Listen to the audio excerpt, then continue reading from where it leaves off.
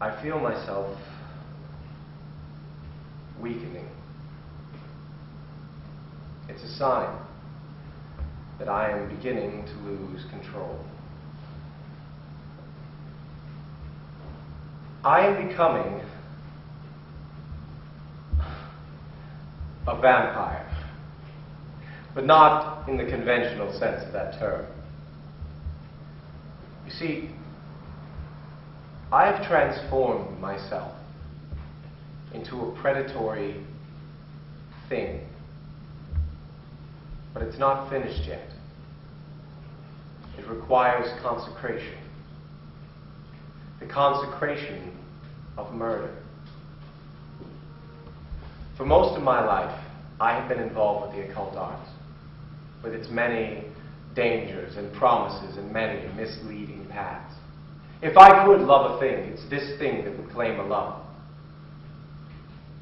It was during one dark ceremony that I made my usual prayer, request, if you would, for immortal life.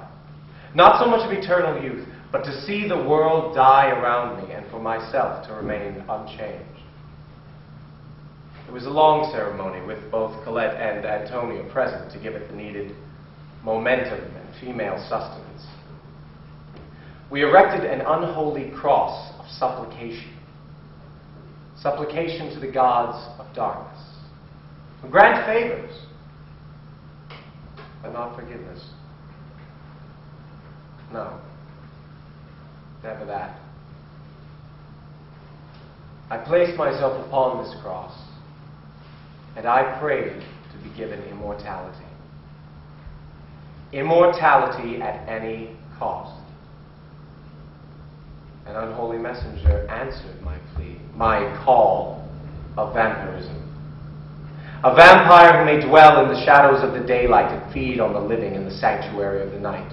To call the waning moon his companion and the distant stars his silent witnesses. When the ceremony was ended, I arose from the cross. Colette and Antonia were exhilarated, but I felt nothing. Nothing but coldness. My body was covered in a cold and clammy sweat that had the odor of death about it. I placed my fingertips to my chest. Hard. Too hard. I knew that something in me had changed. I knew my prayers had been answered.